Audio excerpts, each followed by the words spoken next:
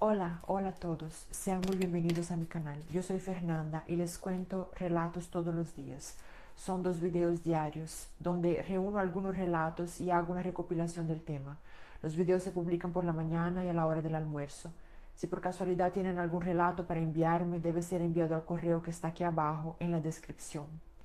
Si están viendo mis videos por primera vez, los invito a suscribirse al canal para que no se pierdan ninguno de nuestros videos. En la recopilación de hoy estaré contando relatos sobre el cambio de cabeza. El primero se llama El cambio de cabeza, el amante versus el marido. Amigos, ¿qué podemos esperar de una historia con este título? Vamos allá. Hola Nandiña, no voy a decir mi nombre porque necesito mantener el anonimato. Solo quiero mencionar aquí que esta historia ocurrió en Brasil. La historia es pesada, real, y ocurrió hace menos de 10 años. La ciudad donde sucedió no es muy grande. Por eso la historia no tendrá nombres, ni siquiera ficticios, y también voy a cambiar algunas informaciones que no afectan el relato, pero que al mismo tiempo van a causar cierta confusión a quien intente rastrear esta historia en internet. Bueno, sin más rodeos, vamos al relato. Yo tenía 12 años cuando presencié algo que cargo conmigo hasta hoy. A esa edad uno todavía no entiende todo, pero siente. Y yo sentía que ahí había algo muy malo. Mi madre, Nandiña, era madre de santo. Y digo era porque hoy ya no lo es. Sigue siendo una mujer de mucha fe y ayuda a toda nuestra familia de forma espiritual. Pero le pidió mucho a sus guías que le mostraran otro camino. Y hoy trabaja con algo que ama mucho. Aún cultiva a los guías en casa, solo que ya no trabaja más con eso. Pero volviendo al relato, como dije, es una mujer de mucha fe, muy inteligente, con un conocimiento que no es tan común encontrar por ahí. Mi madre sabía hacer algunos trabajos que aquí en Brasil casi nadie sabe hacer. Cosas antiguas que aprendió cuando vivió en Mozambique. No era solo hechizo por hechizo, era mucho estudio, mucha vivencia espiritual. Por eso digo que casi nadie aquí en Brasil hace trabajos como los de mi madre. Porque, así como ya los he visto comentar en el canal sobre otros relatos de magia africana, allá las cosas son más fuertes que aquí en Brasil. Entonces, solo por eso ya pueden imaginarse que mi madre sabía hacer muchas cosas. Sin embargo, aquí hacía principalmente limpiezas espirituales, rompía trabajos, preparaba tés medicinales, baños de descarga. Porque, queramos o no, aquí en Brasil la gente pide lo que conoce.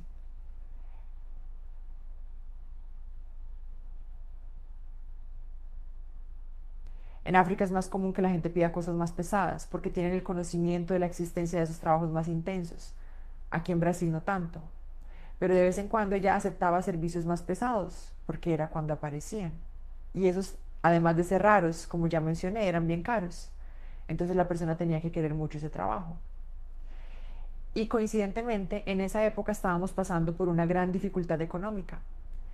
Esa dificultad surgió por la salud de mi hermano menor, que necesitaba una cirugía que costaba alrededor de 20.000 reales en esa época. Fue en ese contexto que una mujer apareció en nuestra casa, completamente desesperada. Por la forma en que se vestía, parecía tener mucho dinero.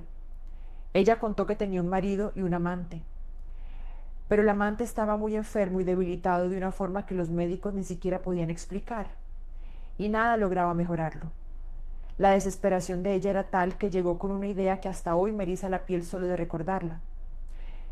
Quería hacer un cambio de cabeza, pasar la enfermedad del amante al marido, y con la muerte del marido, además de quedar libre de él, también recibiría una suma importante de dinero. Recuerdo que al escuchar la propuesta, miré de inmediato a mi madre. Ella se quedó callada por un tiempo y yo conocí ese silencio, pero al final aceptó. Necesitábamos el dinero, lo necesitábamos mucho. Y trabajos así no aparecen todo el tiempo. Y digo esto porque el cambio de cabeza es algo muy serio y muy complejo. La persona que dirige el ritual tiene que saber exactamente lo que está haciendo. Y sí, mi madre cobró 20.000 reales por el trabajo, es decir, el valor exacto de la cirugía. El día del ritual, los dos tenían que estar presentes. El amante llegó en una silla de ruedas, muy débil.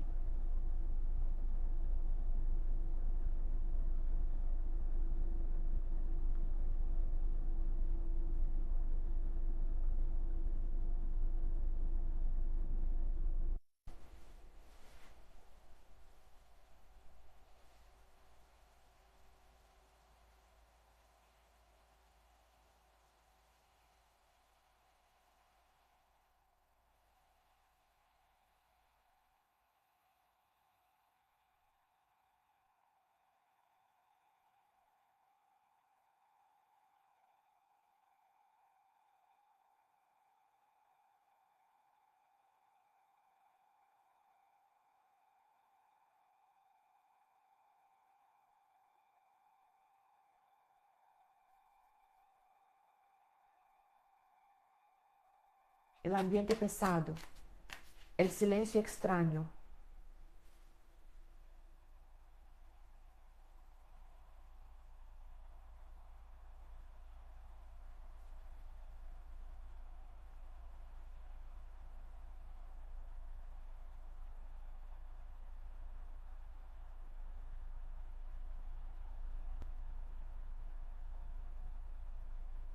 Cuando me quedo insistiendo, ella siempre responde lo mismo. Hija, si tanto quieres aprender, ¿por qué no vas a pasar un tiempo allá con tus tías, tus primas en Mozambique?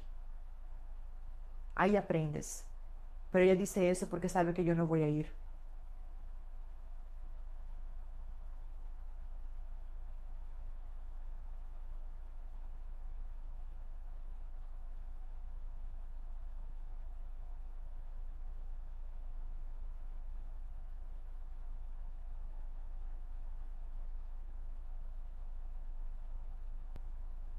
Porque viendo sus relatos vi que fue muy diferente de lo que yo presencié, aunque lleve el mismo nombre.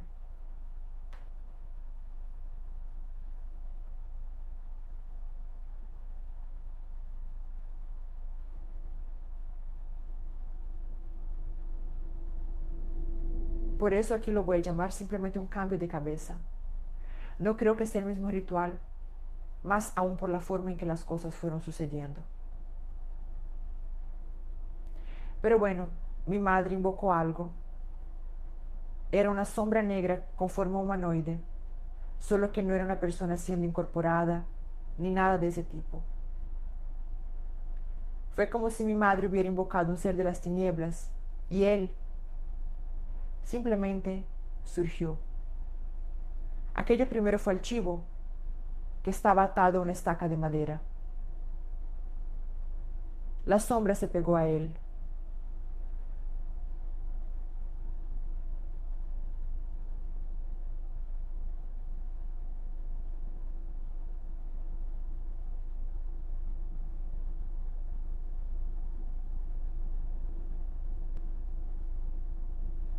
Fue secándose, secándose, secándose hasta quedar solo piel y huesos.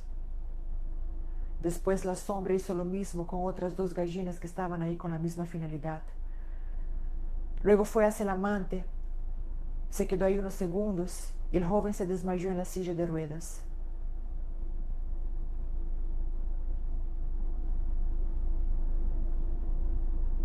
Después fue hacia el marido.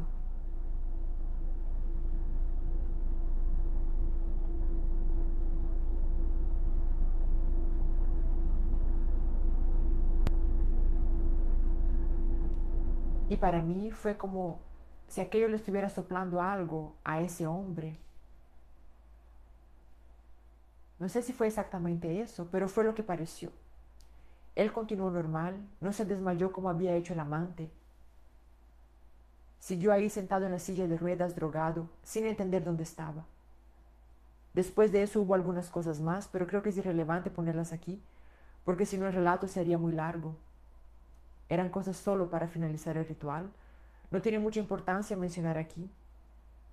Al final todavía tuve que ayudar a poner a los dos en el carro y se fueron. Mientras ayudaba a mi madre a limpiar todo, ella se volteó hacia mí y dijo, hija, si tu hermano sale vivo de esta cirugía, yo no quiero más esta vida. La espiritualidad es hermosa, pero trabajar con ella no es para mí. Es nuestro pan de cada día. Y mira lo que acabo de hacer por dinero para no dejar morir a tu hermano. Y lloraba. Lloraba tanto que hasta me dio pena de ella. Bueno, después de eso, para la vida de esas personas, las cosas empezaron a cambiar muy rápido. El amante fue mejorando día tras día, al punto de dejar a los médicos sorprendidos. El marido, en cambio, fue empeorando cada día que pasaba. Y 2 meses después falleció. Lo acordado era la mitad del pago antes y la otra mitad después. Cuando la mujer volvió a pagar el resto, estaba perfecta, feliz. Parecía otra persona, no parecía la misma que había ido a hacerle esa propuesta a mi madre. El amante estaba con ella y también estaba muy bien. Todavía no habían asumido la relación oficialmente, pero vivían juntos siempre como amigos, entre comillas. En cuanto se fueron, mi madre dejó lo que estaba haciendo y me dijo, hija, algo salió mal, muy mal. Le pregunté qué había salido mal, pero no respondió directo. Solo dijo como si estuviera hablando sola, ah, pero mira, quien busca el mal no puede esperar el bien, ¿no? Y siguió barriendo la casa. No entendí muy bien lo que quiso decir, pero 2 años después lo entendería. Durante esos 2 años, por lo que supimos, ellos vivieron muy bien. Se casaron, tenían dinero, viajaban, disfrutaban la vida juntos. Para quien los veía desde afuera, parecía que todo estaba perfectamente bien y que todo había salido como se esperaba, hasta el día en que esa misma mujer volvió a nuestra casa, 2 años después del ritual, solo que esta vez estaba más desesperada que nunca. Dijo que su vida se había convertido en un infierno, que el amante, ahora marido, en los últimos meses había cambiado completamente. Estaba agresivo, inestable y vivía amenazándola con matarla si ella se iba. Contó que había ido a una tarotista que, sin saber nada sobre el cambio de cabeza, dijo algo muy extraño. La tarotista dijo que las cartas estaban muy confusas, como si estuvieran dando un mensaje. Era algo así. Voy a leerlo de la forma en que ella lo escribió. Era como si las cartas dijeran que el camino de la muerte en el pasado habría sido una liberación para el futuro y que nada ocurre por casualidad. Y luego la tarotista finalizó diciendo que ahora había muerte en sus caminos. La tarotista dijo que quizás el marido tenía alguna entidad protegiéndolo y que por eso estaba causando esa confusión en la lectura. Y explicó que eso era normal, que no era la primera vez que ocurría. Pero claro, la mujer sabía exactamente que no era eso y entendió muy bien el mensaje. La tarotista solo quedó confundida porque no sabía del cambio de cabeza y del ritual ocurrido en el pasado. Sé que se pueden estar preguntando, ¿por qué las cartas no le mostraron a la tarotista lo del cambio de cabeza? Simple. La entidad que lo hizo no quería que nadie lo supiera, porque sí, eso puede ocurrir. Y por eso la mujer corrió hacia mi madre, fue a nuestra casa completamente desesperada. Solo que recuerden que mencioné que mi madre había hecho una promesa. Si mi hermano salía vivo de la cirugía, ella no trabajaría más con esas cosas. Pues bien, ya llevaba 1 año y 6 meses sin trabajar. ¿Qué podía hacer mi madre ahora? Además de que tampoco era Dios. El cambio ya había sido hecho, una vida había sido quitada. Mi madre explicó que no había forma de deshacer eso, porque el marido había absorbido la enfermedad y fallecido. Mi madre también le explicó que ya no trabajaba con magia ni con nada de ese tipo, y que no podía hacer nada en términos de brujería para el hombre de ella. Entonces mi madre le preparó un té para que se calmara, porque estaba muy nerviosa, y comenzó a conversar con ella, dándole algunos consejos. Le dijo que recordara que la única magia que se había hecho fue el cambio de cabeza y que él no estaba amarrado a ella. Podía encantarse con otra persona, porque la mujer ya había explicado que él había amenazado de muerte cuando dijo que iba a pedir el divorcio. Entonces mi madre, de alguna manera, la instruyó a provocar el desinterés de él. Le dijo que quizás invitara a algunas amigas a casa para ver si él se interesaba por otra, que cambiara la rutina, que se volviera un poco menos disponible, que le negara algunas cosas, si me entienden. Cualquier cosa para que él mismo quisiera alejarse. Bueno, la mujer ese día salió de nuestra casa aparentemente más calmada y dijo que iba a intentar de todo. Y lo intentó, pero no sirvió de nada. Un tiempo después supimos de su fallecimiento. Y en esta parte no voy a poder hablar mucho. Les pido perdón a ustedes y a los suscriptores. Pero si digo demasiado puede traer consecuencias, así que lo único que necesitan saber para entender es, ella murió. Y nosotras, mi madre y yo, sabemos que fue él. Pero él no fue visto ni como sospechoso en la época del caso. Y se quedó con todo el dinero. El dinero que era del ex marido pasó a ella y de ella pasó a él. Es decir, se quedó con todo.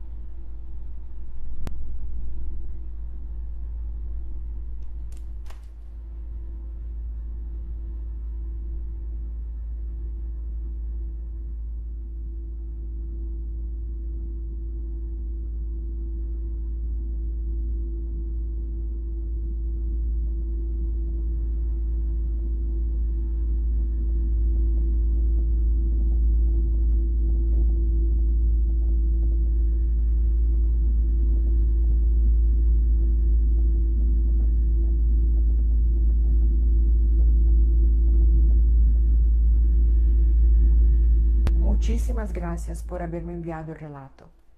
Y chicos, qué locura, ¿verdad? Porque queramos o no, lo que estuve pensando mucho sobre este relato es que esa persona estaba enferma, que tenía que fallecer. Pero no, la mujer quiso ir en contra de la ley natural de la vida. Y siendo que esa muerte habría sido como una liberación para ella, sé que es un poco mórbido decirlo, pero es muy curioso cómo a veces lloramos mucho, nos indignamos mucho por algo que ocurre y más adelante entendemos por qué tuvo que pasar. Entonces, por más difícil que sea aceptar la muerte de alguien, especialmente cuando la amamos mucho, en el fondo tenemos que intentar entender que hay un motivo para que eso esté ocurriendo. Igual que en el caso de este relato. Y quizás si ella hubiera aceptado el curso de la vida, hoy estaría viva, disfrutando de una vida extremadamente cómoda. Pero no. Y él se quedó con su dinero. Y la verdad es que no creo que él se haya vuelto una mala persona por la magia. No creo que sea eso. Él ya era una mala persona.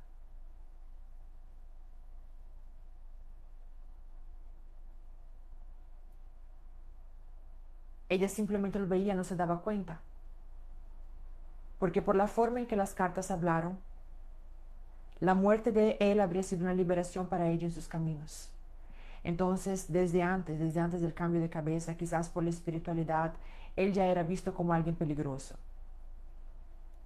Pero bueno, un beso. Muchas gracias. Vamos al siguiente relato, que se llama El cambio de vida de mi madre.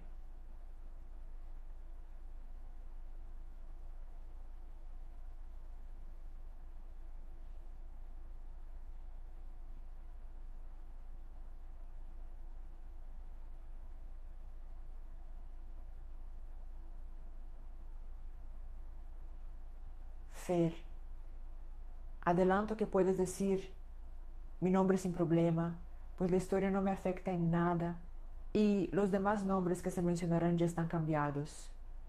Así que puedes leer tranquila. Puedes llamarme Leandra. Este no es mi relato. Quiero contarte algo que le ocurrió a mi madre, a quien aquí llamaremos Leonora, pero que de cierta forma también me involucra hasta hoy. Cuando mi madre nació, era un bebé muy enfermo. Iba y venía del hospital todo el tiempo, y los médicos no conseguían descubrir qué tenía. Tenía algunas heridas en la cabeza y llegó a perder todo el cabello. En la última internación, el médico llamó a la familia y dijo que ya no había nada más que hacer y que era para llevarla a casa para que todos pudieran despedirse, porque con toda seguridad ella no resistiría mucho tiempo.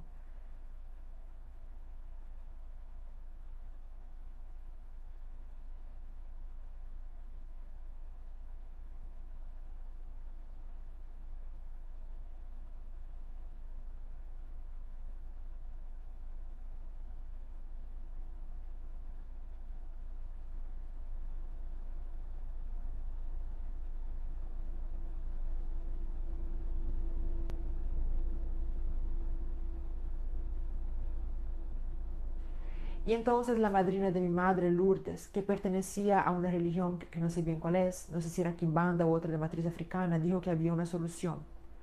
Lourdes estaba embarazada en esa época. Y durante un ritual ofreció la vida del bebé que esperaba a cambio de la vida de mi madre. Una especie de cambio de vida, o como dicen, un cambio de cabeza. Y funcionó. Mi madre se recuperó de repente, como si nunca hubiera estado enferma. Pero Lourdes perdió al bebé. Hasta que mi madre cumplió 15 años, doña Lourdes mantuvo un pequeño altar con elementos de la infancia como chupetes, biberones y pequeños objetos que simbolizaban esa conexión espiritual.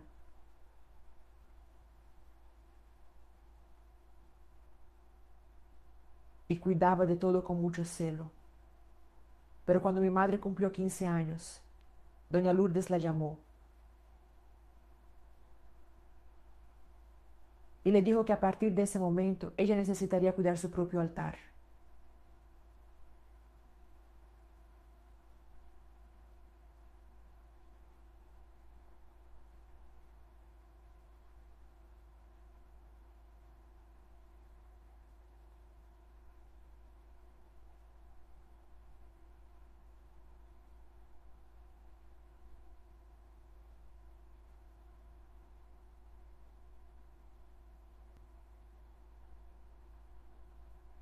un llamado fuerte, casi irresistible, para entrar a la religión. Era como si algo me dijera que el camino que mi madre no siguió ahora era el mío. Hoy tengo 28 años y aunque no sigo ninguna religión, todavía siento que mi llamado me espera. Eso es todo, Fer. Gracias por leer hasta aquí. Un gran beso para ti y para todos los que ven el canal.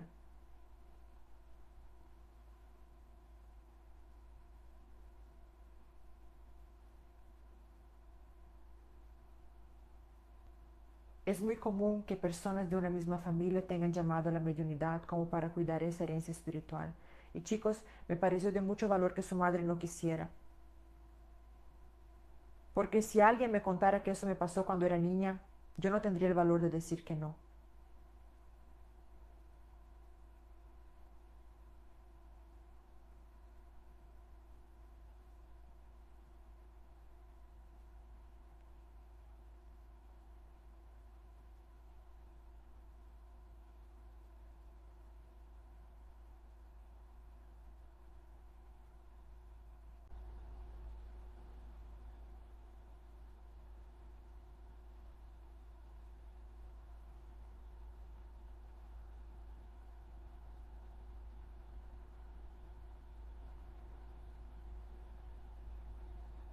Te adoro a ti y a tu forma de contar los relatos, eres muy querida y siempre te escucho mientras hago el almuerzo, lavo la ropa o limpio la casa. Pero bueno, sin más rodeos, porque sé que tú y tus suscriptores detestan las introducciones largas, vamos al relato. Mi nombre es Luisa, tengo 27 años y soy tarotista desde hace un año. Y esta historia ocurrió cuando apenas llevaba 6 meses en esta profesión. Era un día más de atenciones, hasta que llegó una clienta bastante peculiar.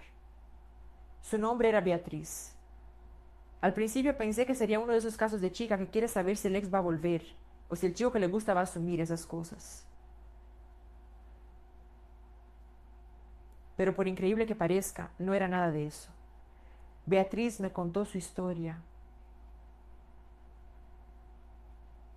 Era una brasileña que vivía en Estados Unidos desde los 10 años. Me relató cuánto sufría en la empresa donde trabajaba. Siempre sufriendo acoso de los compañeros, exclusión, ofensas. Muchas veces era humillada por ser brasileña y por no ser bella, entre comillas, según el criterio de ellos.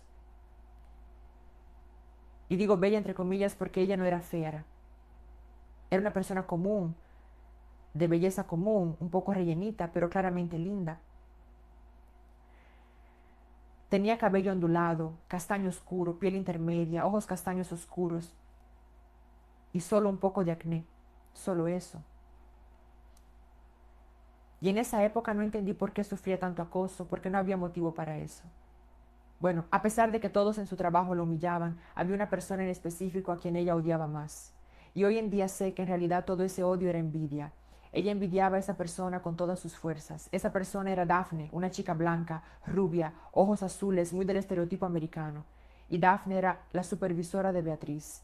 Era quien más la humillaba, siempre recordándole que era solo una brasileña. Atención, las palabras que voy a citar son las que Beatriz me relataba que escuchaba de Daphne. No son mis palabras ni las palabras de Fernanda, solo para que quede claro. Volviendo al relato, debo confesar que no creía mucho en esa historia, porque me costaba imaginar a varias personas adultas en un lugar de trabajo haciendo acoso tan severo. Pero fue un error mío pensar así, porque con el tiempo fui descubriendo las cosas terribles por las que pasaba Beatriz. En medio de todo ese acoso y humillación, Beatriz tenía un defensor, Ricardo, moreno, alto, ojos color miel. Le adivinen, novio de Daphne. Sí, el defensor de Beatriz era, lamentablemente, el novio de quien más la atormentaba. Ricardo tenía un cargo por encima de Daphne. Y sí, todos trabajaban en el mismo lugar, pero en sectores diferentes. Siempre que alguien humillaba a Beatriz, Ricardo estaba ahí para consolarla o reprender a quien le insultara. Era un chico justo y gentil, era mestizo. Entonces entendía lo que era sufrir prejuicio. Y Beatriz, viendo toda la gentileza de Ricardo, cometió el terrible error de confundir las cosas y acabó enamorándose perdidamente de él. Eso hizo que todo el odio y la envidia por Daphne solo aumentara. Beatriz venía casi todos los días a hacerse tiradas, preguntando si Ricardo sentía algo por ella o si en el futuro desarrollaría algo. Y lamentablemente las respuestas siempre eran negativas. Ricardo no la quería de esa forma. Sentía compasión por ella, quería ser solidario. Pero solo eso, nada más.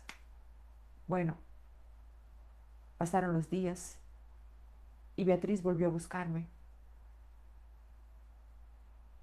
Esta vez quería saber si Ricardo quería a Daphne y si terminaría con ella. Y ahí viene el punto clave. Ricardo tampoco quería a Daphne y ya estaba por terminar con ella. Cuando le conté eso a Beatriz, explotó de felicidad. Dijo que ahora sí tendría una oportunidad y que iba a hacer lo imposible. Estaba muy emocionada. Y recuerdo que después de esa tirada dijo las siguientes palabras: ahora voy a robarle la belleza, el cargo, la popularidad y también le voy a robar al novio a esa maldita. Ahora sí me voy a vengar de ella y de todos los que me humillaron. Confieso que cuando dijo esas palabras me quedé con una sensación muy incómoda. Vi que de ahí no iba a salir nada bueno. Entonces le dije que no intentara meterse con lo oculto sin saber el precio que se paga, porque era muy peligroso. Lo dije porque sabía que a ella le gustaba leer sobre demonios, pactos, contratos con entidades. Sabía quién era ella. Consumía cosas muy pesadas. Y decía que su sueño era ir a Nueva Orleans a hacer un trato con un magista que ella sabía que había allá, y que ese magista, a través de ese contrato, le daría todo lo que siempre había soñado. Bueno, después de esa última consulta, Beatriz desapareció. No volvió a consultarse conmigo.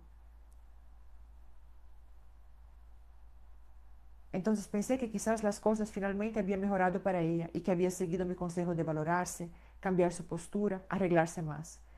Pero el asunto era mucho más profundo. Sin querer, vi en Instagram los stories de esa Beatriz. Y chicos, estaba extremadamente linda. Como mencioné, ya era una persona bonita, pero estaba muy delgada. Los senos estaban más grandes y firmes. Tenía rellenos faciales. Cambió incluso el estilo de ropa, el cabello. Era prácticamente otra persona. Y encima estaba saliendo con Ricardo. Me quedé impactada con todo aquello. Y como soy curiosa por naturaleza, decidí ver cómo estaba Daphne. Fui a su Instagram y vi que había eliminado todas las fotos. Solo publicaba stories depresivos, fotos llorando con textos diciendo que la vida iba de mal en peor. Y al parecer también había sido reemplazada en su cargo en la empresa. ¿Adivinen por quién? Por Beatriz. Cuanto más investigaba, más impactada quedaba. Pero dejé esa historia atrás. Total. No tenía nada que ver conmigo. Era la vida de las dos y punto. Hasta que un buen día Beatriz me mandó un mensaje. Pensé que sería para otra tirada, pero no. Dijo que quería confesarme algo. Y entonces aquí va su relato, que voy a escribir como si fuera ella hablando. Lu, sé que me diste tantos consejos.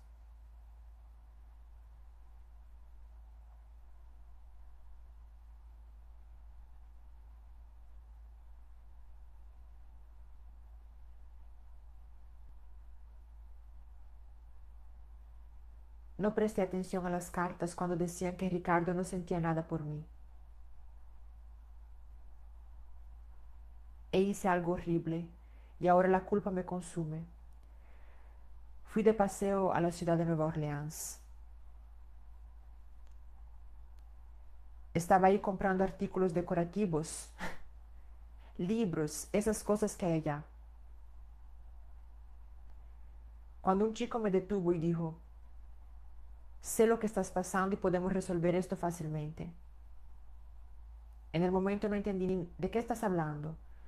Y él respondió, no te hagas la desentendida.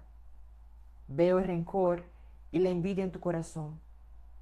Y veo la codicia en ti, Beatriz. Sé cómo eres y puedo darte todo lo que es de ella. En ese momento sentí como si hubiera sido bendecida, pero no sabía que en realidad había sido maldecida. Aún así,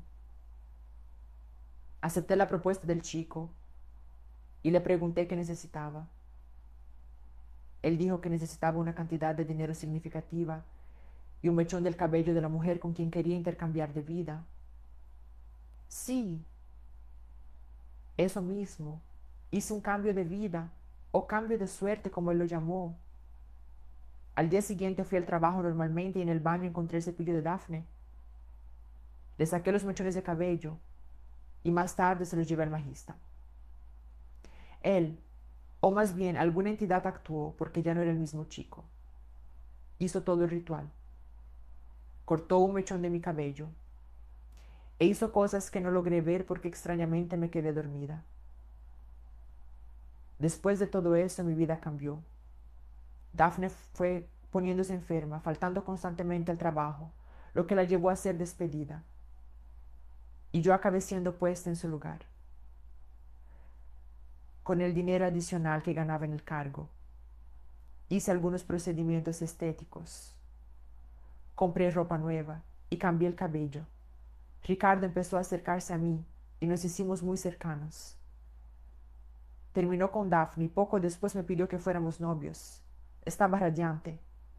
Todos me respetaban. Y Daphne cada día estaba peor.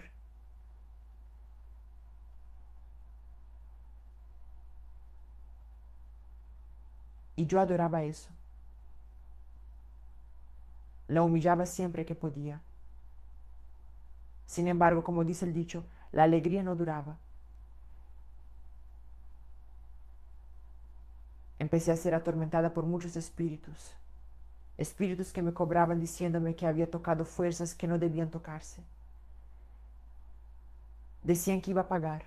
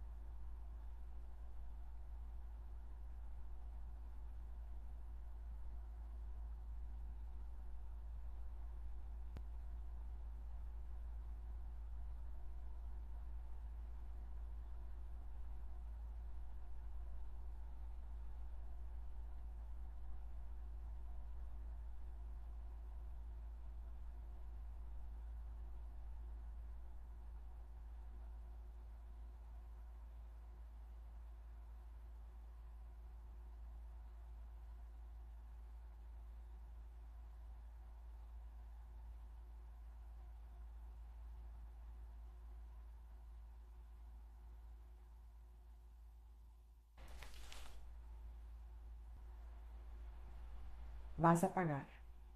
Bueno, Lu, hoy sigo atormentada y siempre recuerdo cuando me dijiste que dejara esa historia de magia y venganza.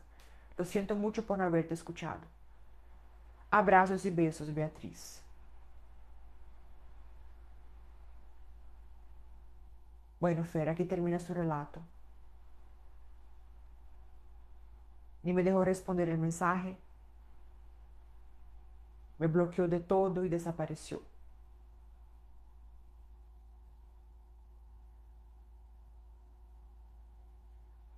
Ricardo en realidad no quería ni a Beatriz ni a Daphne porque era gay.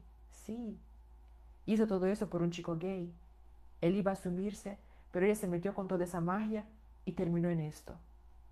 Bueno, Fer, disculpo cualquier error. Espero que hayas disfrutado la historia. Besos. Te adoro a ti y a tu trabajo, chicos. Qué locura esta historia. A veces pienso que quien es tarotista debe saber de muchísimas historias. Bueno, vamos a un relato más. Pero antes, si no están suscritos, ya presionen para seguir el canal. Veamos lo que viene ahora, porque los relatos de hoy están increíbles. La maldición que me arrancó el don de caminar. Hola, Fer.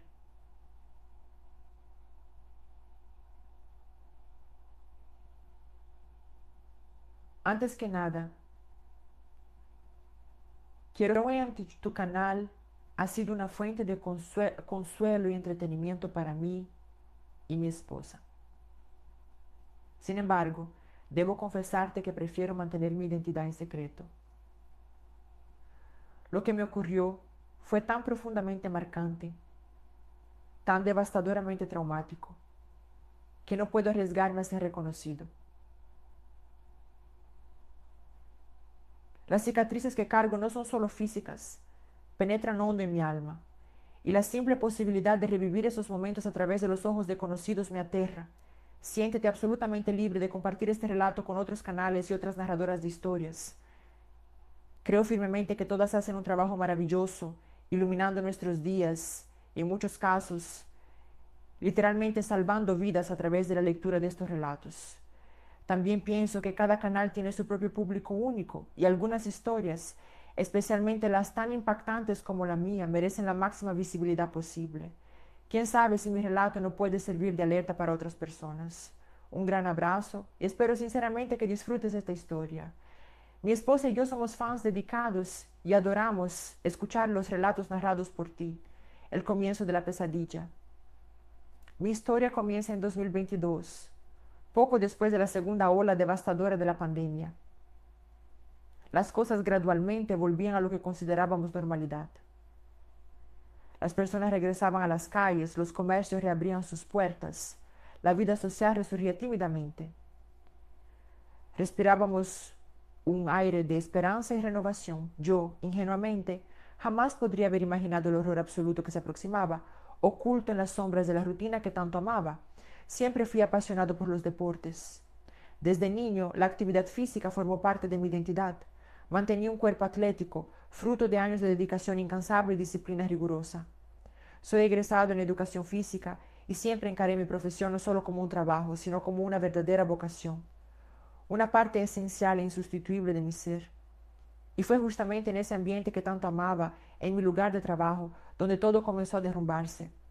Tras el largo periodo de paralización impuesto por la pandemia, volví con entusiasmo a mis actividades en la clínica donde trabajaba desde 2011. El establecimiento estaba especializado en fisioterapia para personas con problemas graves de locomoción, ya fueran causados por accidentes traumáticos o por condiciones congénitas. Mi rol era crucial, ayudaba en el fortalecimiento muscular y la recuperación gradual de los movimientos, ayudando a los pacientes a mejorar significativamente o incluso recuperar totalmente su movilidad perdida. La clínica gozaba de excelente reputación en la ciudad. Ubicada estratégicamente en un barrio de alto nivel, ofrecía atención exclusiva para personas de elevado poder adquisitivo. Los valores no eran nada modestos. Una sola sesión costaba entre 500 y 800 reales, variando según la complejidad del tratamiento. Además de fisioterapeutas altamente calificados, contábamos con profesores de educación física como yo, especialistas en acupuntura, una piscina climatizada para hidroterapia y diversos otros recursos. Era un espacio verdaderamente completo, equipado con todo lo que la medicina moderna podría ofrecer en el área de rehabilitación física. Genuinamente amaba trabajar ahí. El salario era excelente y acorde a mis calificaciones, el ambiente era agradable y profesional, y me llevaba muy bien tanto con mis colegas como con los pacientes que atendíamos. La satisfacción de ver a alguien recuperar movimientos que creía perdidos para siempre era indescriptible. Cada pequeña victoria de mis pacientes era también una victoria mía, la llegada de Eric. Hasta que el día 24 de octubre de 2022, mi vida cambió para siempre con la llegada de un nuevo alumno. Lo llamaré Eric, obviamente un nombre ficticio para proteger su identidad, aunque parte de mí duda que esa criatura merezca tal consideración. Eric tenía 17 años. Su piel estaba marcada por espinillas típicas de la adolescencia, usaba lentes de armazón cuadrada en color azul y brackets en los dientes. A primera vista, tenía ese aire inconfundible de chico mimado, hijo único de familia extremadamente rica, que siempre consiguió todo lo que quiso en la vida. Había nacido con una malformación severa en las piernas. Superficialmente parecían normales, pero de la rodilla hacia abajo los nervios estaban completamente atrofiados. Una condición rara y devastadora, combinada con su obesidad severa, resultado de años de sedentarismo y alimentación descontrolada. Eric dependía totalmente de una silla de ruedas para cualquier desplazamiento. La razón por la que estaba ahí en la clínica era aparentemente noble. Se preparaba para una cirugía revolucionaria. Según su madre, había un impresionante 80% de probabilidades de que pudiera caminar después del procedimiento.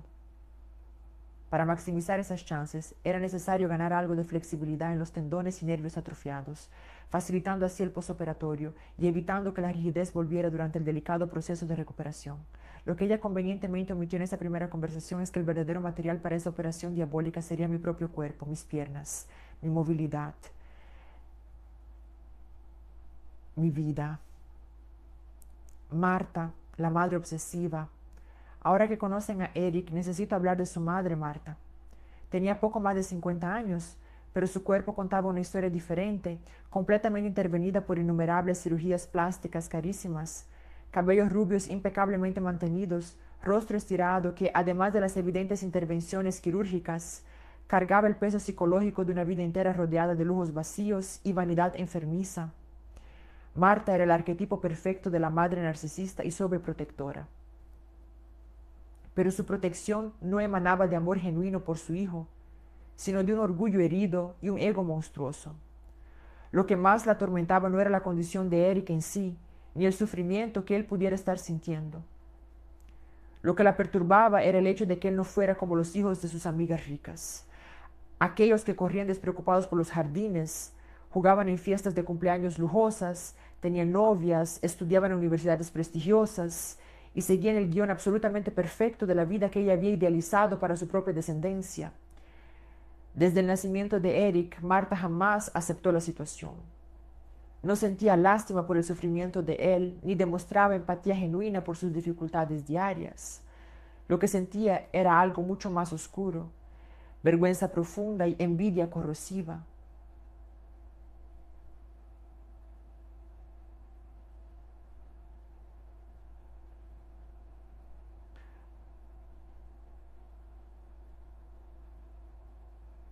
Para todas las demás personas razonables, el problema en las piernas de Eric no era algo que lo definiera como ser humano ni le impidiera ser una persona valiosa y completa.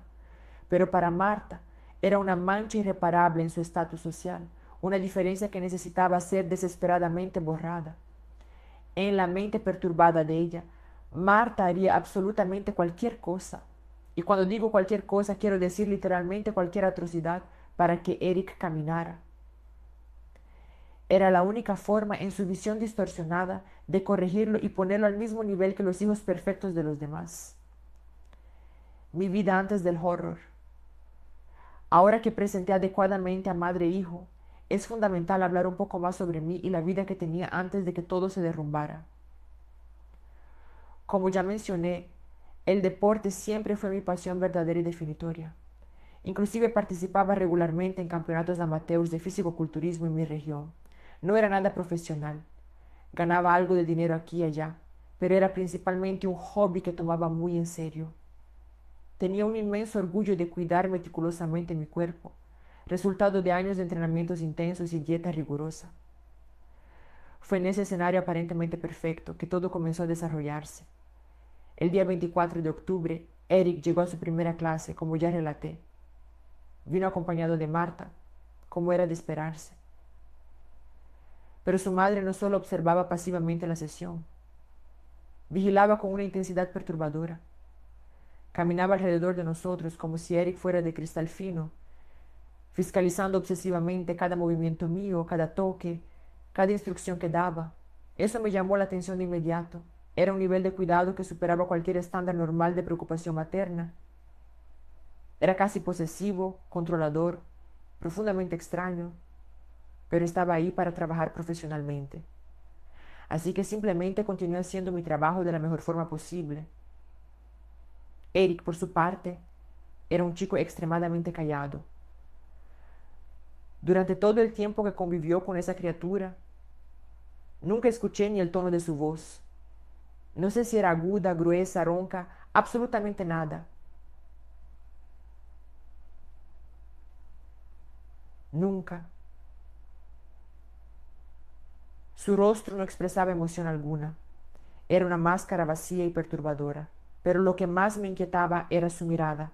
Era algo que jamás había visto antes en toda mi vida, y nunca más lo vi en nadie vivo desde entonces. No transmitía dolor, ni alegría, ni rabia, ni absolutamente nada que pudiéramos clasificar como emoción humana.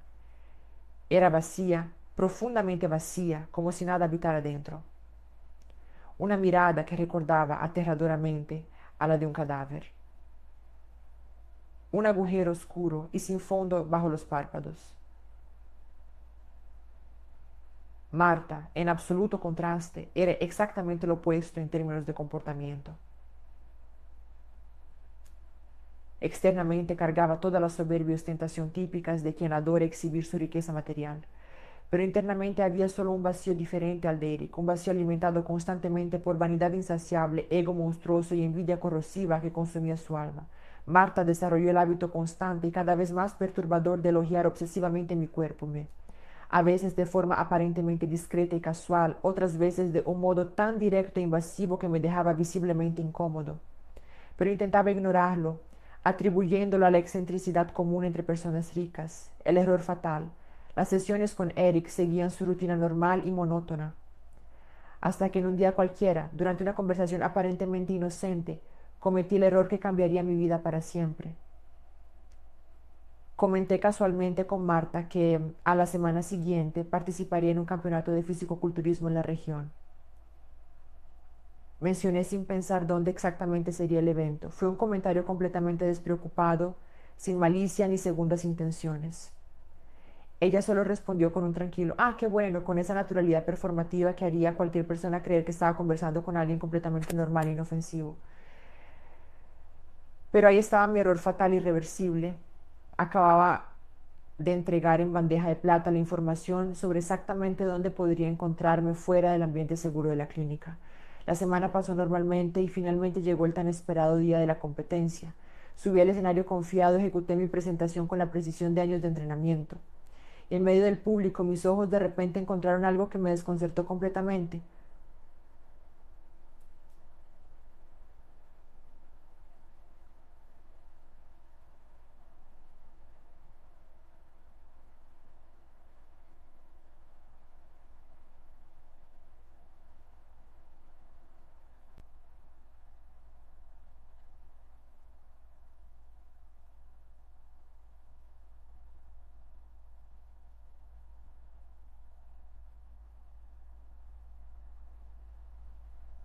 Pero visiblemente desconcertado, pero me forcé a mantener el foco en la actuación.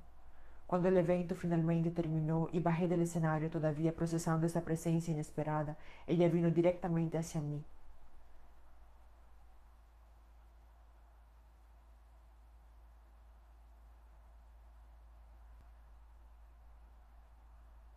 Usted es exactamente todo lo que necesito. En ese momento lo interpreté como una insinuación mal colocada e inapropiada. Pero no era nada de eso. Estaba diciendo la más pura y terrible verdad. Yo era realmente, literalmente, exactamente lo que ella necesitaba para su plan diabólico. Poco después de esa extraña conversación, Marta se ofreció a llevarme a casa. Me puse de ñer. ¿Cómo sabía que ese día yo no tenía auto? Pensé que sería mera coincidencia. Pero la verdad era mucho más siniestra. Ella ya me observaba, estudiaba mis hábitos, desde mucho antes de que Eric siquiera entrara en esa clínica. Yo era una presa siendo cuidadosamente estudiada por un depredador paciente. La verdad es que sí tenía auto propio, pero en días de competencia evitaba religiosamente conducir. La dieta extremadamente restrictiva y la deshidratación intencional necesarias para la preparación física podían causar mareos severos, haciendo peligroso estar al volante. Generalmente iba a los eventos en taxi o con algún amigo físico-culturista. Agotado física y mentalmente después de la competencia, acepté el viaje. Razoné ingenuamente que, si ella intentaba algo de naturaleza sexual, podría defenderme fácilmente. Al fin y al cabo, yo era significativamente más fuerte físicamente. Qué tonto fui. Qué absurdamente tonto. Al final, el viaje transcurrió con tranquilidad. Marta habló sin parar, como siempre lo hacía, y me dejó puntualmente en la puerta de la casa donde vivía con mi madre. Nada anormal ocurrió, o al menos eso creí. Las señales ignoradas.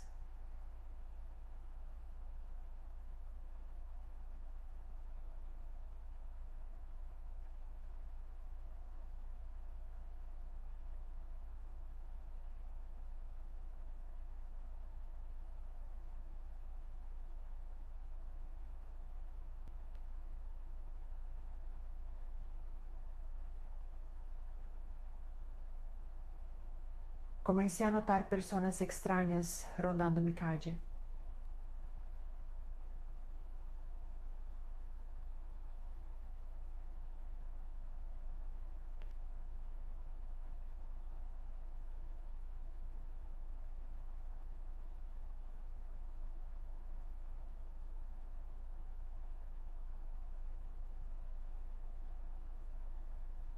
Autos desconocidos estacionados.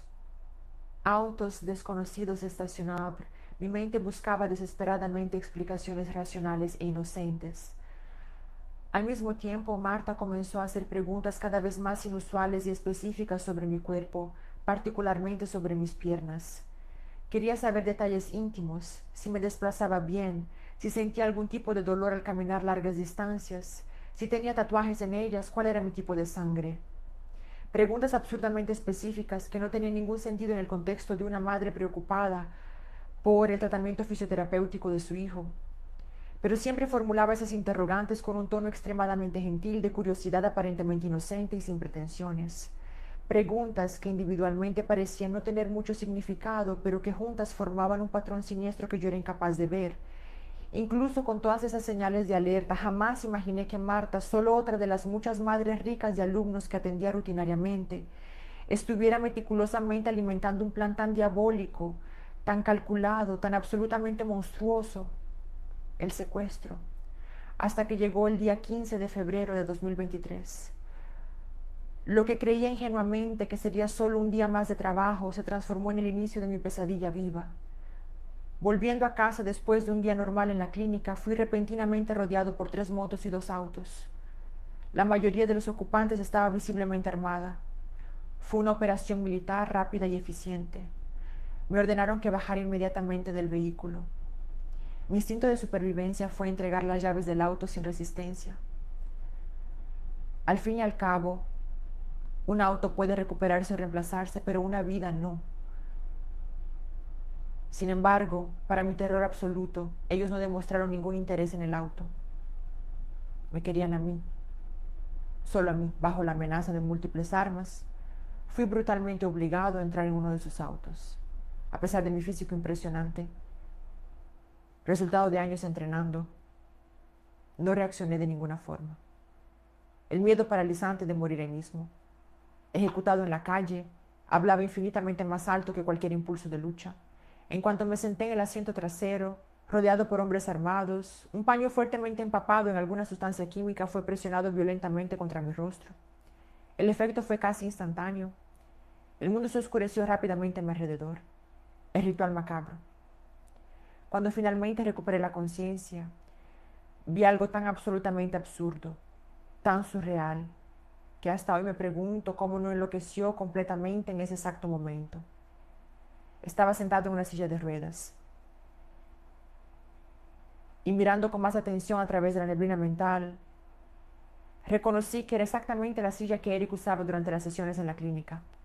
Bajo mis pies había una bandeja profunda de metal brillando siniestramente a la luz de las velas. El lugar era un terreno de tierra compacta, completamente amurallado y aislado del mundo exterior. Las únicas fuentes de iluminación venían de cientos, quizás miles de velas rojas meticulosamente esparcidas por todo el suelo, creando una atmósfera infernal. 5 hombres estaban posicionados estratégicamente alrededor. Todos eran extremadamente blancos, casi pálidos. Yo, siendo negro, me sentía aún más desplazado y vulnerable en ese escenario de pesadilla. Todos tenían tatuajes extensos cubriendo prácticamente todo el cuerpo visible. Eran completamente calvos, algunos visiblemente más jóvenes, otros con rostros marcados profundamente por la edad.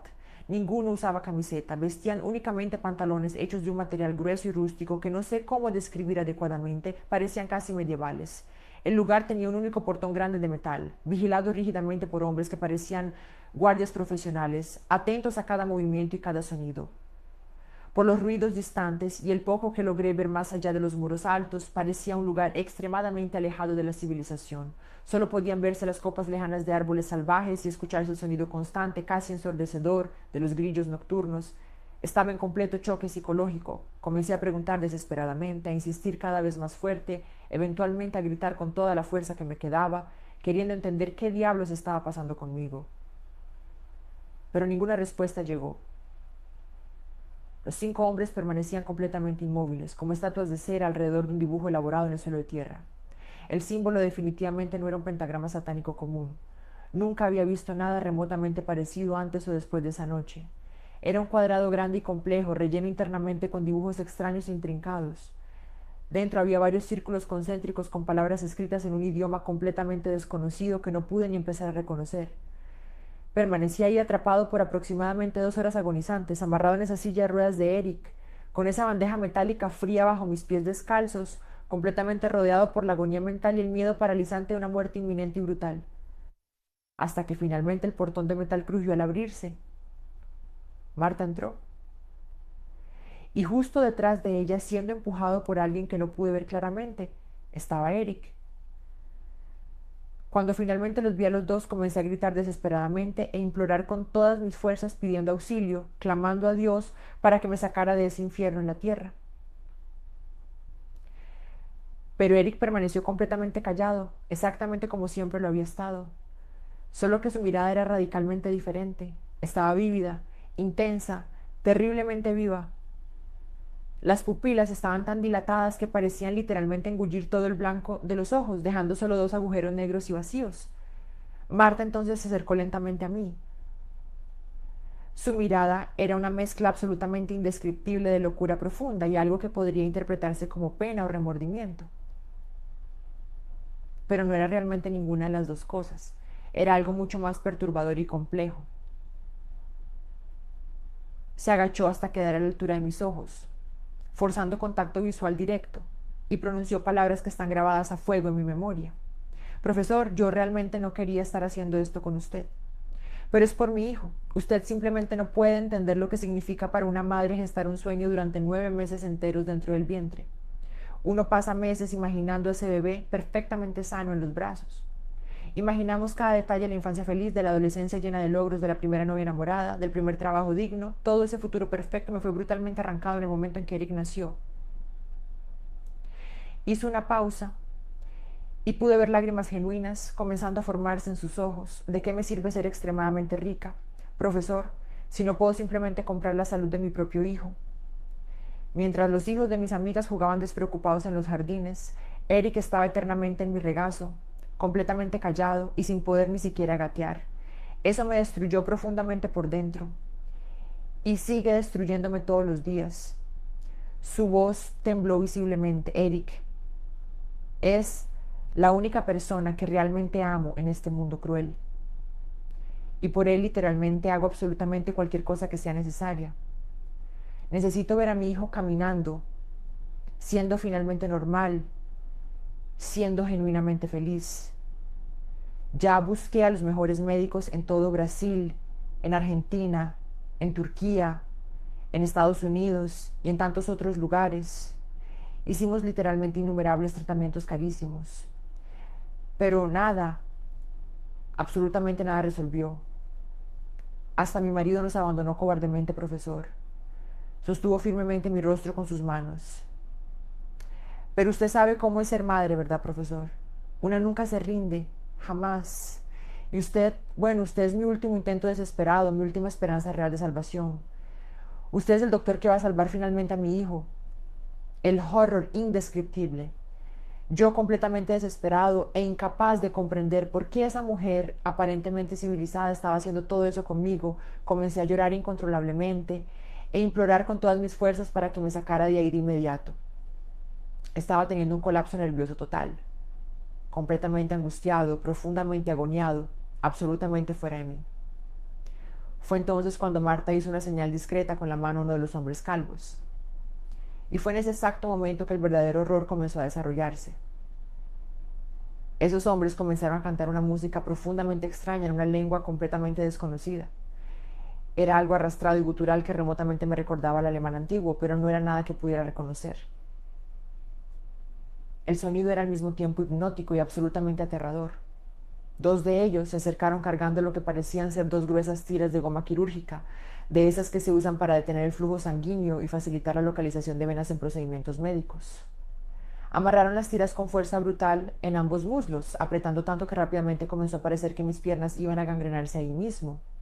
Mis piernas se hincharon horriblemente, pulsando visiblemente, completamente repletas de sangre aprisionada. Después de ese primer paso macabro, uno de los hombres se acercó portando un cuchillo grande y aterradoramente afilado. Y entonces, sin ninguna hesitación, comenzó metódicamente a cortar mis piernas. En la primera pasada profunda en la hoja, con toda esa presión monstruosa de la sangre forzosamente atrapada en solo un lugar, la sangre literalmente brotó a metros de distancia en un chorro violento. Me alcanzó a mí mismo, cubrió a Eric, que observaba desde su silla, y salpicó también a Marta, que permanecía cerca, presenciando toda esa atrocidad indescriptible que misma había orquestado. Cuando mi sangre salpicó directamente a Eric, presencié algo que jamás, en todo el tiempo que había pasado cuidando a esa criatura, había visto antes. Eric sonrió. Una sonrisa amplia, genuina, aterradora. En todo ese tiempo, atendiendo a ese ser silencioso y vacío, él nunca había esbozado ni una leve sonrisa. Sin embargo, tras recibir el primer chorro caliente de mi sangre, sonrió en un estado de éxtasis absolutamente total y perturbador.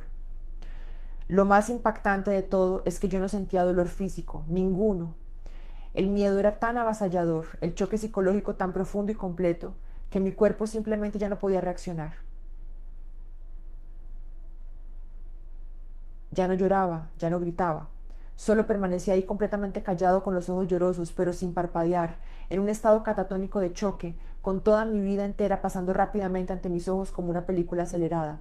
Fue como si mi cuerpo hubiera apagado completamente sus sistemas de defensa. Como si mi alma ya se preparara conscientemente para abandonar ese recipiente de carne y hueso que pronto dejaría de existir. Y a pesar de la escena absolutamente absurda y surreal que estaba viviendo, lo que más me provocaba terror paralizante, lo que más me dejaba en pánico incontrolable, era específicamente la sonrisa de Eric. Esa sonrisa.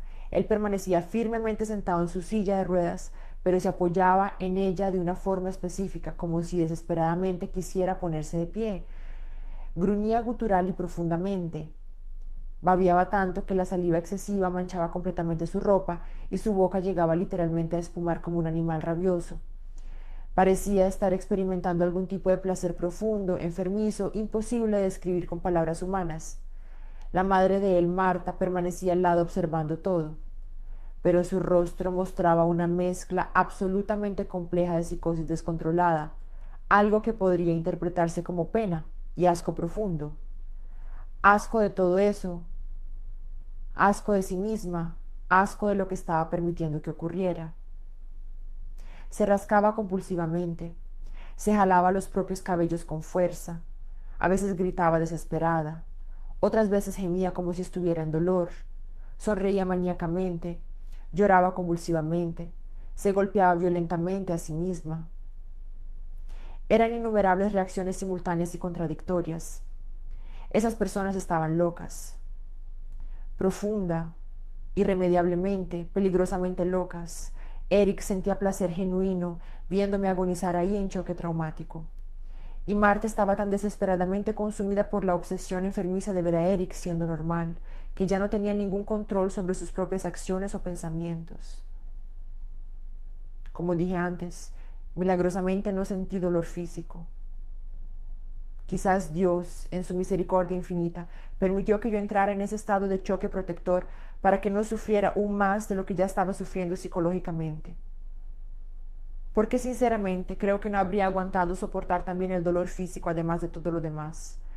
Después de que finalmente arrancaron mis piernas completamente a sangre fría, en un proceso que pareció durar eternidades, pero que probablemente fueron solo minutos, Las colocaron cuidadosamente en el centro exacto de ese dibujo elaborado en el suelo de tierra. Entonces Eric comenzó lentamente a desvestirse, removiendo cada prenda metódicamente hasta quedar totalmente desnudo. Se arrastró, sí, se arrastró como un animal, hasta el centro del dibujo ritual donde reposaban mis piernas amputadas. Los hombres calvos entonces tomaron la bandeja que antes estaba bajo mis pies, ahora desbordante con mi sangre aún caliente, y comenzaron ritualmente a bañar a Eric con esa sangre. Y ahí finalmente perdí la conciencia. La última imagen que quedó grabada permanentemente en mi memoria traumatizada es Eric completamente desnudo, bañándose placenteramente en mi sangre aún caliente, con esos ojos terriblemente vivos y dilatados, las pupilas obscenamente abiertas, casi engullendo completamente el blanco de los ojos, y esa sonrisa aterradora de éxtasis absoluto en el rostro. La primera y única vez que vi a Eric sonreír. El despertar. Recuperé la conciencia aproximadamente 2 días después, tirado literalmente como basura en una carretera desierta de tierra a impresionantes 127 kilómetros de mi ciudad. Estaba caído directamente en el suelo polvoriento, con lo que quedaba de mis piernas grotescamente cosido y cuidadosamente vendado. A mi lado, con un cuidado casi sádico, habían dejado un celular antiguo, de esos modelos básicos que solo realizan llamadas, sin internet ni recursos modernos. Tomé el aparato con manos temblando incontrolablemente y llamé de inmediato a mi madre. Ella vino corriendo absolutamente desesperada, pues en ese punto yo ya era oficialmente considerado persona desaparecida, con denuncia y todo. Fui llevado de inmediato al hospital más cercano.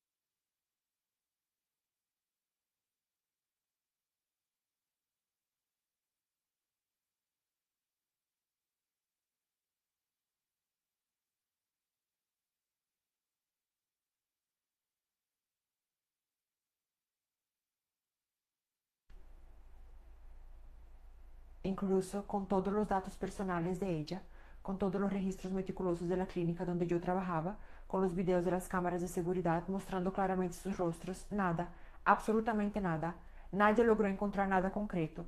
Fue como si literalmente nunca hubieran existido. Y realmente no sé si de hecho existieron como personas reales. Sinceramente, no sé si Marta realmente se llamaba Marta. Y si Eric verdaderamente se llamaba Eric, algo profundo dentro de mí susurra que esas personas estaban ahí solo para ese propósito específico y diabólico. Identidades temporales, descartables. Al fin y al cabo, hasta mi tipo de sangre raro lo conocían perfectamente con anticipación. De lo contrario, no habría sido posible realizar una transfusión tan exitosa. Me estudiaron profundamente, conocían detalles íntimos sobre mí que yo mismo apenas recordaba. Tras las extensas investigaciones policiales, descubrieron que la mansión lujosa donde Marta supuestamente vivía en un barrio exclusivo de mi ciudad había sido alquilada exactamente una semana antes de que Eric se matriculara en la clínica. Solo una semana, tiempo suficiente para establecer una fachada convincente. Y los muy pocos registros que la policía logró encontrar en algunas cámaras de seguridad dispersas por la ciudad mostraban solo 2 trayectos repetitivos y sospechosos, de la casa al supermercado local y de la casa directamente a la clínica. Nada más, ninguna vida social, ningún otro destino, ninguna variación. Hoy tengo casi absoluta certeza de que esas personas solo estaban buscando metódicamente una víctima específica para ese ritual diabólico. Y lamentablemente por algún alineamiento terrible del destino me encontraron. Fui elegido. Probablemente me investigaban desde mucho más tiempo del que puedo siquiera imaginar, captando meticulosamente cada detalle sobre mi vida, mi rutina, mi cuerpo, mi sangre, calculando precisamente la mejor forma de acercarse gradualmente y finalmente completar el trabajo macabro. Teorías y reflexiones. También creo firmemente que ese ritual complejo y elaborado era específicamente para transferir sobrenaturalmente el problema congénito de Eric hacia mí, posibilitando que él finalmente caminara normalmente. Como una especie de cambio de cabeza, donde mágicamente le pasas tu enfermedad o discapacidad a otra persona y recibes a cambio su vitalidad y salud. Pero en mi caso específico, Eric aparentemente solo quería mis piernas sanas y funcionales, o algo mucho peor. Solo quería experimentar el placer enfermizo de verlas ser brutalmente arrancadas a sangre fría de mi cuerpo mientras yo miraba consciente y aterrorizado. Lo que sé con certeza es que ellos querían exclusivamente mis piernas. Nada más de mí les interesaba.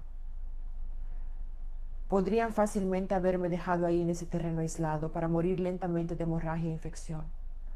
O incluso ejecutarme rápidamente con ese cuchillo afilado que usaron para amputarme. Pero no, me usaron para el propósito específico de ellos y después me devolvieron casi intacto, excepto por las piernas, claro, como diciendo fríamente, solo queríamos esto de usted. Ya puede irse, por misericordia genuina. Honestamente no lo creo. En mi cabeza tengo la convicción de que yo necesitaba estar biológicamente vivo después de la conclusión del ritual para que todo funcionara como estaba planeado.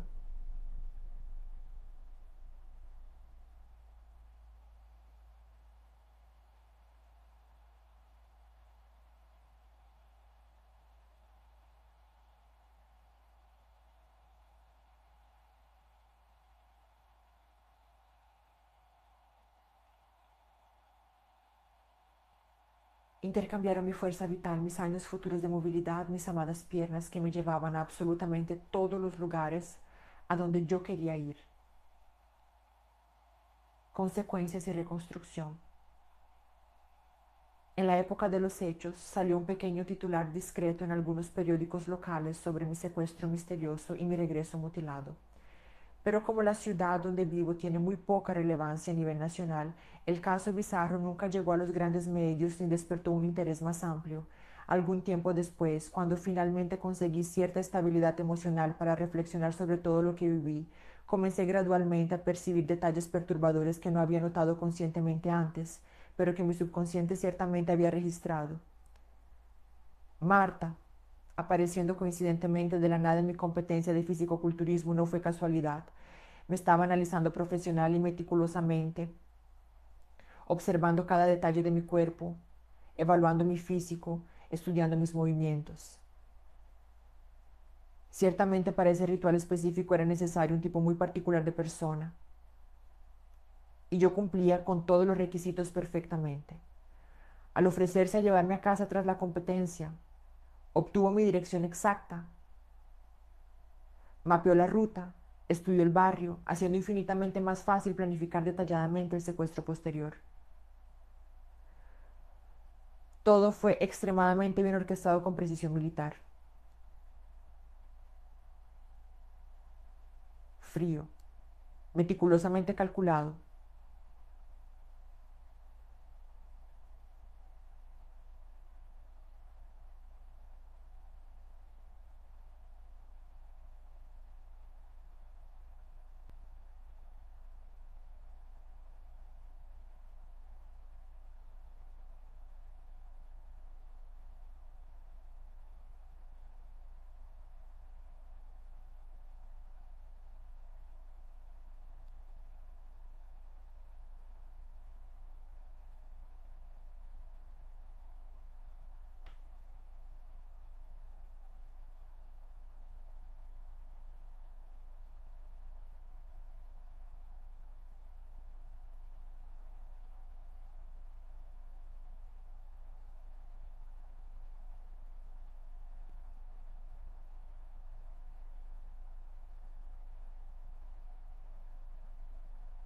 Y aun después de absolutamente todo lo que viví, de todo el trauma físico y psicológico, Sorprendentemente no puedo ver a Marta como una persona intrínsecamente mala por naturaleza.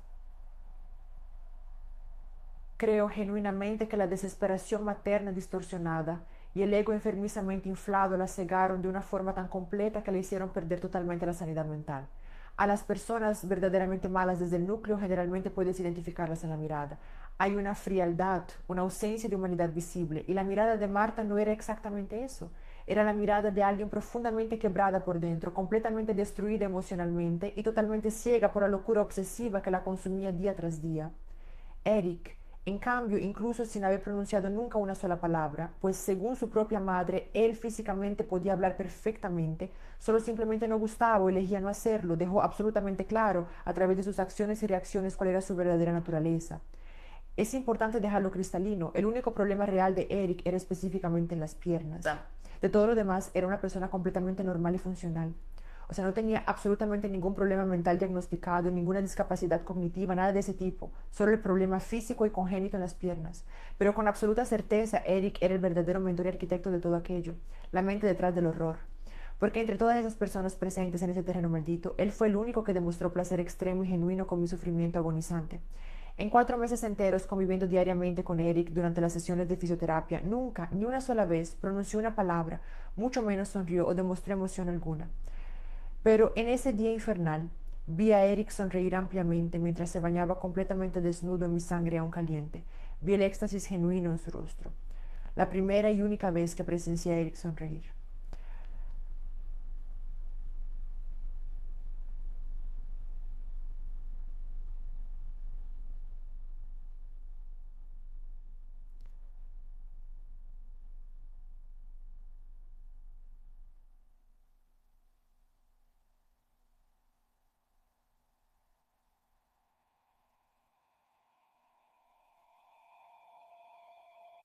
¿Acaso Eric logró caminar después de todo aquello? ¿El ritual funcionó según lo planeado? ¿O mis piernas fueron brutalmente arrancadas simplemente porque una persona extremadamente rica y completamente loca creyó que su dinero infinito podía comprar literalmente todo, incluso lo imposible, incluso milagros sobrenaturales, para satisfacer su propio ego monstruoso y los caprichos enfermizos de su hijo psicópata al que convirtió en un bebé gigante mimado? Esa es la pregunta que martilla en mi cabeza absolutamente todos los días. Me despierto pensando en eso, me duermo preguntándomelo. ¿Acaso él camina ahora? ¿Me robaron las piernas para nada?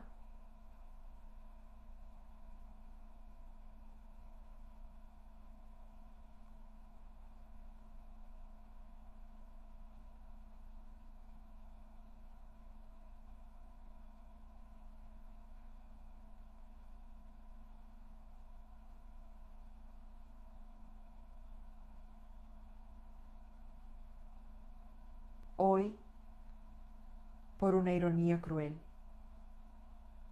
y casi cómica del destino, hago seguimiento fisioterapéutico en la misma clínica donde anteriormente daba clases y atendía pacientes. Ahora soy yo quien necesita ayuda para adaptarme a mis prótesis mecánicas. Mis amigos y también dueños de la clínica se compadecieron profundamente de mi situación devastadora y generosamente me ofrecieron todo el acompañamiento profesional completamente gratis, incluyendo las carísimas prótesis de última generación que uso. Sin ellos, probablemente estaría en una silla de ruedas para siempre, sin recursos financieros para pagar por una rehabilitación adecuada. Mis antiguos alumnos, aquellos a quienes yo ayudaba a recuperar la movilidad, ahora comparten las sesiones de fisioterapia conmigo. Trabajan conmigo, me incentivan, vibran con cada pequeña conquista. Mis amigos de casi 12 años de trabajo conjunto ahora son mis instructores dedicados y pacientemente me enseñan a caminar nuevamente, paso doloroso por paso. ¿Es humillante? A veces. ¿Es frustrante?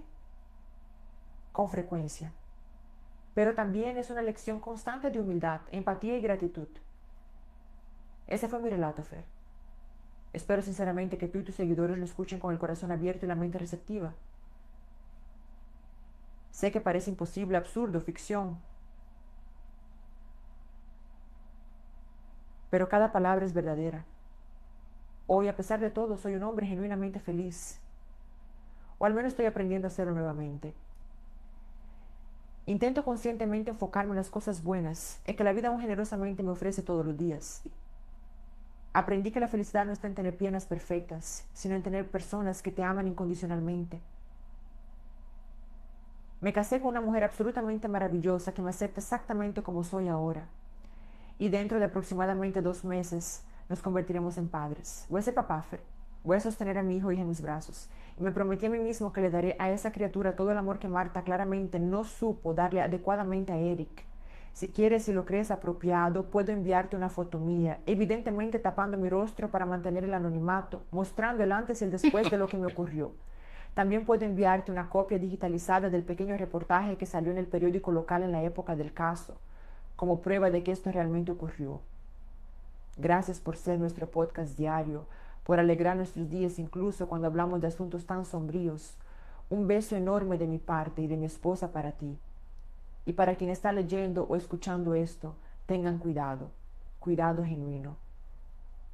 No confíen ciegamente en personas ricas que parecen tenerlo todo.